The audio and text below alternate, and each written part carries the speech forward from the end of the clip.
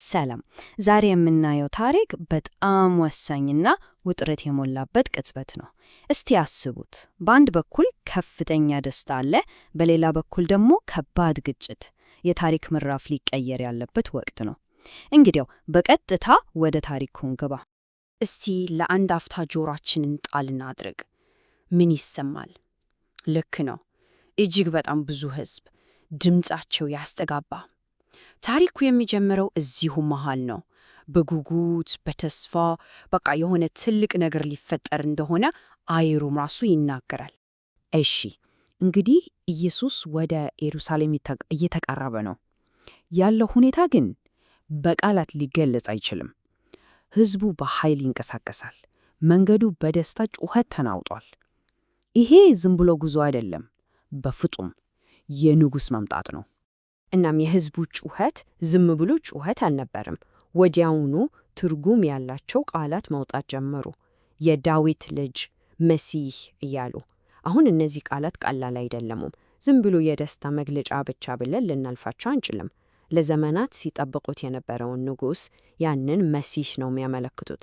የዳዊት ልጅ ማለት እኮ በቀጥታ ንጉሥ ማለት ነው። ምክንያቱም መሲሁ ከዳዊት ዘር እንደሚመጣ ሁሉም ያውቃልና። ግን ከሁሉም ጩኸቶች በላይ አንድ ቃል ጎልቶ ይሰማል። ይህ ቃል የክስተቱን ትርጉም በሙሉ ጠቅልሎ የያዘ ይመስላል። እስቲ ይህንን ቃል በደንብ እንየው። ሆሳዕና ምን ማለት ነው? እስቲ ያስቡት። እዛው ሕዝብ መሃል ብንሆን ኖሮ እኛም ግራ እንጋባ ነበር። ይህ የተለመደ ሰላምታ አይደለም። የሆነ ልዩ ነገር አለው። እዚህ ጋር ነው ነገሩ የሚለወጠው። ሆሳዕና የሚለው ቃል የጥንት የዕብራይስጥ ቃል ነው። ትርጉሙም አቤቱ እባክህ አሁን አድነን የሚል ልመና ነው። አስቡት እንግዲህ ሕዝቡ ዝም ብሎ እንኳን ደህና መጣህ እያለ አይደለም፣ አድነን እያሉ ነው የሚጮኹት። ትልቅ የሆነ ተስፋ እና ተማጽኖ ነው ለኢየሱስ እያቀረቡ ያሉት። ልክ ይህ ሁሉ ደስታና ተስፋ እየተንቦገቦገ ድንገት የሆነ ነገር ተፈጠረ። ትዕይንቱ ተቋረጠ። ተቃዋሚዎች ገቡ መሃል። አቁሙ፣ ማንም ሁከት አይፈልግም አሉ። በቃ በአንድ ቅጽበት ያ ሁሉ የደስታ መግለጫ ወደ አደገኛ ቅስቀሳ ተቀየረ።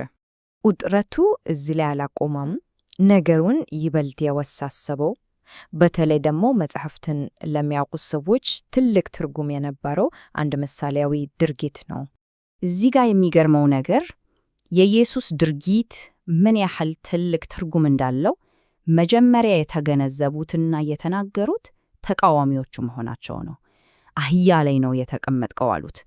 ለእኛ ትንቢትን ለምናውቅ ሰዎች ምን ማለት እንደፈለግ ከዚህ በላይ ግልጽ ሊሆን አይችልም። እና የትኛውን ትንቢት ነው ያመለከቱ ያሉት? ይኸውና ኢየሱስ ሆን ብሎ ያሟላ የነበረው የዘካርያስ ትንቢት ነው። እነሆ ንጉሥሽ ወደ አንቺ ይመጣል፣ በአህያም ላይ ተቀምጦ። ስለዚህ ድርጊቱ ዝም ብሎ ድንገት የተደረገ አይደለም፣ በጣም ጥልቅ መልእክት አለው። ታሪኩን የበልጥ አስደናቂ የሚያደርገው ደግሞ ምን መሰላችሁ? ሕዝቡ ገና አህያዋን አላያትም። ተስፋቸው፣ ጩኸታቸው፣ ይህ ሁሉ ነገር ገና በዓይናቸው በሚያዩት ነገር ሊረጋገጥ መሆኑ ሁኔታውን እንዴት እንደሚያካርረው አሰቡ። ይህ ትንቢት መፈጸም ሲጀምር ነገሩ በቀጥታ ወደ ከባድ ግጭት አመራ። ተቃዋሚዎቹ ይህንን ዝም ብሎ ሊያዩት አልቻሉም። እንግዲህ ዋናው ነጥብ ይሄ ነው።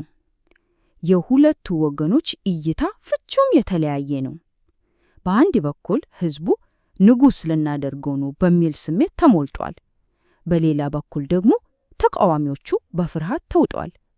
ራስን ንጉሥ ካደረግ ሮም ሁላችንንም ታጠፋናለች የሚል ስጋት አለባቸው። ስለዚህ በአንድ በኩል የመሲህ ተስፋ፣ በሌላ በኩል ደግሞ የሮም በቀል ፍራቻ፣ ሁለቱ ፊት ለፊት ተጋጭተዋል። ታዲያ ኢየሱስ ምን አለ? መልሱ ደግሞ በሕዝቡ ፍላጎት እና በሱ እውነተኛ ተልእኮ መካከል ያለውን ትልቅ ልዩነት ያሳያል። ስለ ምድራዊ ዘውድ እኮ ምንም ተናግሬ አላቅም አለ። ይህም ያሳየን ሕዝቡ የሚጠበቀው አንድ ነገር፣ እሱ ሊሰጥ የመጣው ደግሞ ፈጽሞ ሌላ ነገር መሆኑን ነው። እናም ታሪኩ እጅግ ወሳኝ ምዕራፍ ላይ ደረሰ። ተቃዋሚዎቹ ቀጥተኛ እና የመጨረሻ የሆነ ጥያቄ ወይም ደግሞ ማስጠንቀቂያ ጣሉበት። ማስጠንቀቂያው በጣም ግልጽ ነበር። መምህር፣ ለሕይወትህ የምትሳሳ ከሆነ ተከታዮችህ እንዲያቆሙ ንገራቸው አሉት። በቃ ምርጫው ግልጽ ነው። ወይ ሕዝቡን ጸጥ ታሰኛለህ፣ ወይም ደግሞ ለሞት የሚዳርግ መዘዝ ይከተልሃል።